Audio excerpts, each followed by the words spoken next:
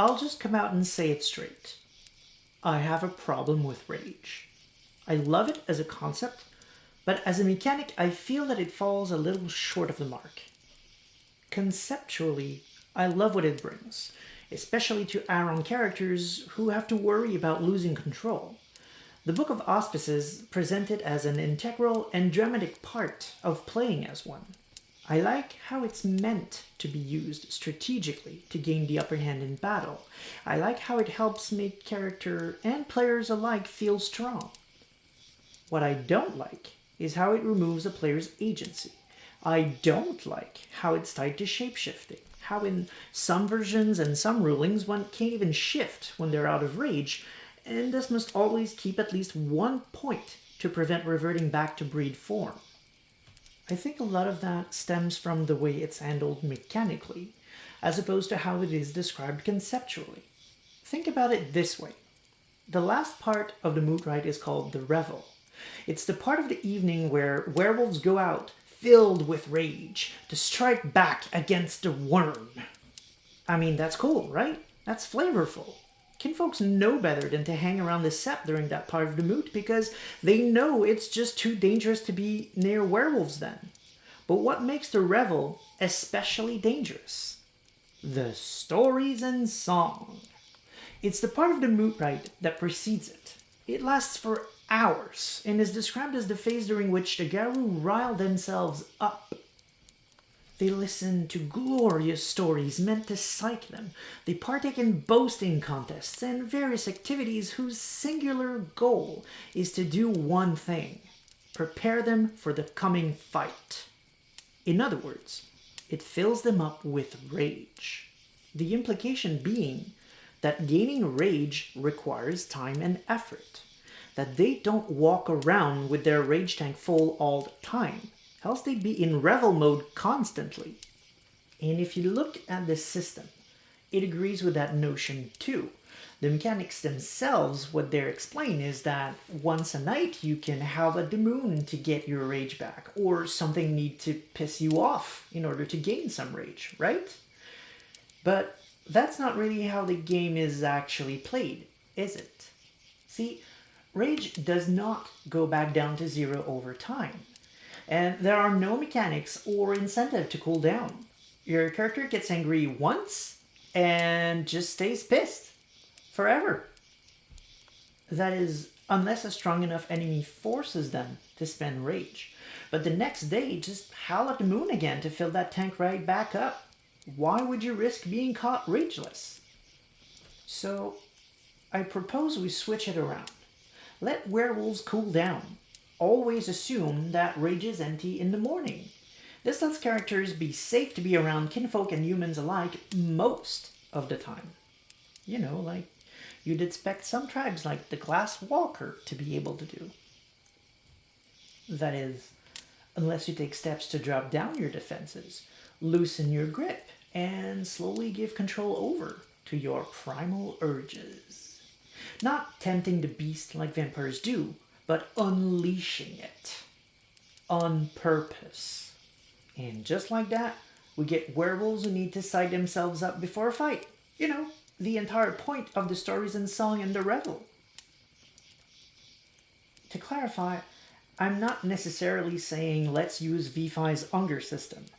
I'm saying let's create one with an approach that makes gaining rage the player's choice. The player decides how much they want to risk gaining based on how much danger they think they're in. Let's say the pack plans to strike in the afternoon, but you, as a class walker, have an important meeting after that. Should you reschedule or take the risk of losing it in the middle of all of those humans? Do you have time to cool down after the battle? If so, how do you regain control? Conversely, you could show up to the fight in full control, gaining no benefits whatsoever from rage, but considerably increasing your odds of convincing the mayor to stop the logging, without ripping them several new ones first. Frenzy is still a risk. You can still feel dangerous and powerful. It's still strategic, but it gives you some agency, and, I think, it's more in line with the setting's description.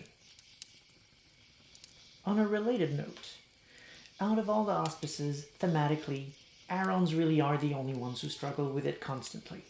They're the ones who must be careful around others at all times, lest something goes wrong.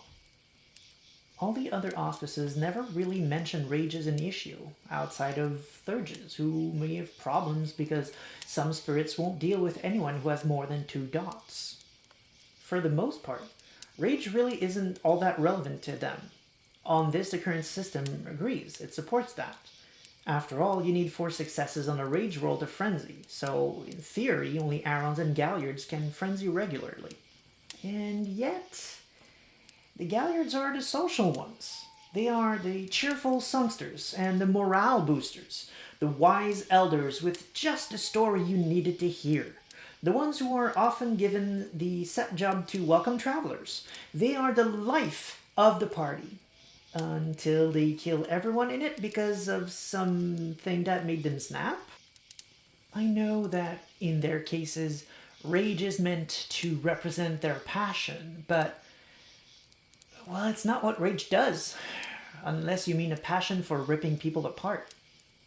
Philoducks are fairly social too. They're the leaders, the philosophers, and the cool-headed legislators. Yet they have 3 rage, just below the frenzy line. On the other end of the spectrum, Ragabashes have too few points, often buying more at character creation because otherwise they're at too serious a disadvantage in a fight, and will almost never ever frenzy unless they buy a bunch of dots, which can drift away from the point of the auspice. I guess Thurges are indeed good to go, but the rest I feel could use some tweaking.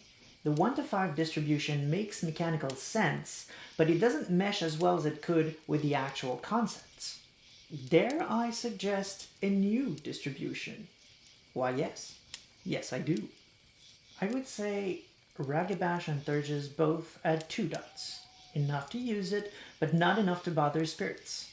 Philodox and Galliards both at 3 dots. Balanced, but passionate when needed. And Around skip a beat, jumping to 5 where they already are. Okay, but Yoden, you said rage should start at 0, so what would those numbers even mean then? Good point, Setmates. Those numbers only make sense if we don't apply my earlier suggestion. If we do it, then I think auspices should influence how fast it rises. Slow for Ragabash and Thurges, balanced for Philodux and Galliard, and frickin' frightening for Arons. It is undeniable that rage and violence are a core aspect of the Werewolf the Apocalypse experience. Yes, it has monsters. Yes, it asks you to fight against corruption. Yes, it has blood and gore. Yes, it has war. It also, as Children of Gaia, Stargazers, Gurul, Philodox, Thurges, and Ragabash, and Umbral Blades, and dozens of pretty chill spiritual patrons. This is a game that has some of the most beautiful art, like the one with Antonine Teardrop meditating in a perfect form under a waterfall. This is a game where the goal is to restore balance to the world. Rage is the central theme, one that is explored in its entire spectrum within the books, both the gory and the serene. Yet, we rarely see the other side of it explained or presented. How many times have you heard the sentence, "When will you rage?" As a result, the view that many have of this game is limited to just some jacked up Krynos ripping things to shred. And that same image is often the reason why many refuse to give the game the time of day, preventing new potential fans from seeing the incredible philosophical, spiritual, and yes, even peaceful depth it also has. I don't expect this to happen, but I do hope the new edition comes with a shift in that perspective, so it can be more apparent that it's a game about terribly flawed heroes doing the impossible daily against crushing odds. It's a game about primal beauty opposed by the disgusting, about moments of simple life, of raw happiness, balanced by brutal outbursts of rage, glory, and gore. It's a game about how only by standing together as a pack can we hope to succeed. So I leave you with this question. No, not when will you rage.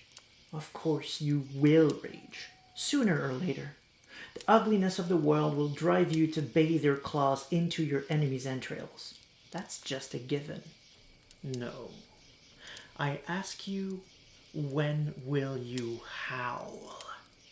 When will you join your voice to those of your brothers and sisters to deny the darkness, rebelliously roaring no at the face of evil, and unite together to combat the worm wherever it dwells and wherever it breeds? Because that is what the game is about. So, when will you howl?